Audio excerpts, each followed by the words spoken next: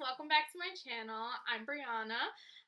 Today we're actually going to be doing a eye look tutorial with the new Jaclyn Hill palette. This palette is by Morphe and has been rant and raved about, and I absolutely love it, so I wanted to make a look for you.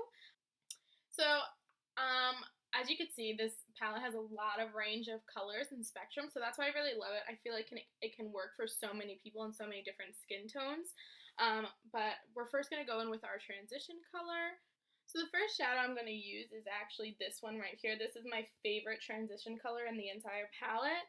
It works really good for my skin tone personally, and sometimes I'll even mix it with this lighter one over here. So what you're going to do is you're going to take this in your crease area, as you can see right there, and then you're just going to blend it in. It could be messy, but you just want to pack that initial color, and this will actually help you blend out all your other shades as well. I do have my foundation and my eyebrows done at the moment.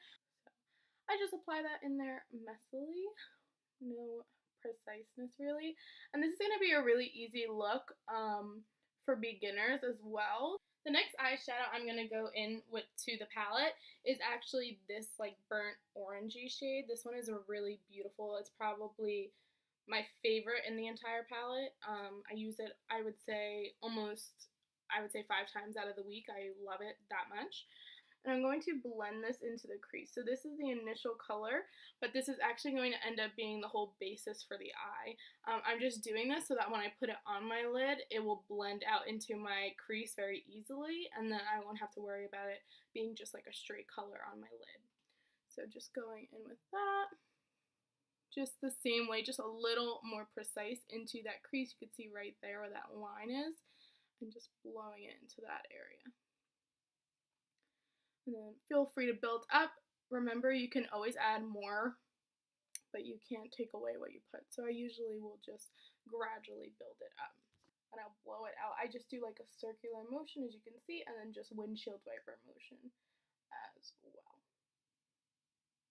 Now what I'm going to do is go back into that palette, and I'm actually going to take that same shade right here, and I'm going to just actually tip my finger into the palette, just take a decent amount of product, and I'm going to literally place it on my lid. You can use a packer brush for this as well, which is more common, but I find that the warmth from my finger really picks up the pigment a lot more in the actual shadow, just like you would do if it was a brush.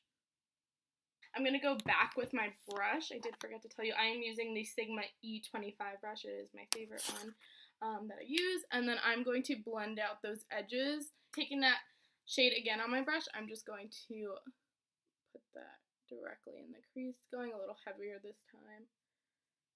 Because we did use the same color for our whole entire eye look, I do want to go in with something to make a little bit more depth in the eye, in the crease especially.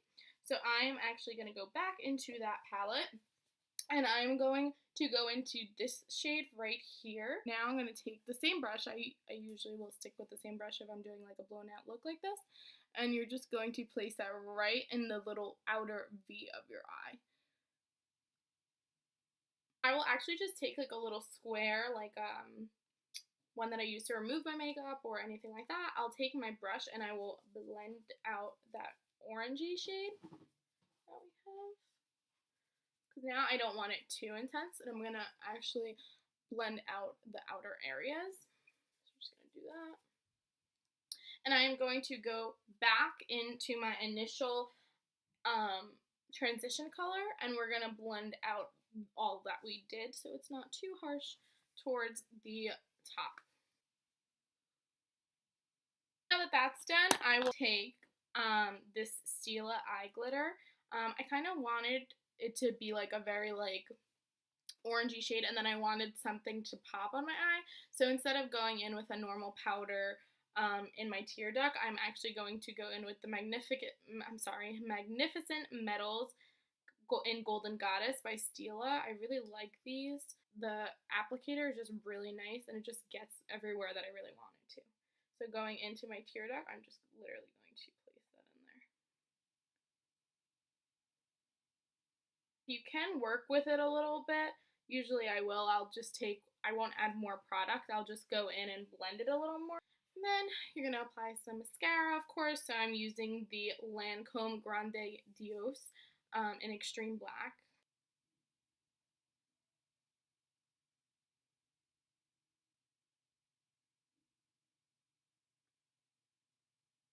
If you do mess up and slip on your mascara, you can actually just wait for it to dry. And then when it's dry completely, you just take a little Q-tip and rub it off. Going in with that orange that we've been used all over our eye, I'm just going to dab in it with a little shader brush. And I'm going to drag that under my waterline so that we're mimicking the top to the bottom.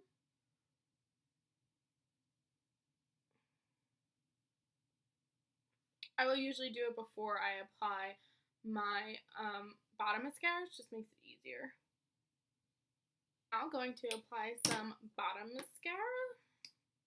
And this is the final result. I hope you guys really like it. Of course, you would go in and apply your concealer and your bronzer and everything else as well. But there is going to be a part 2 to this video. Don't forget to like, subscribe, and also comment down below something you want to see on this channel, something you want to learn maybe, or something that you want a review on, anything like that. I'm here for you. Bye guys. Have a good day.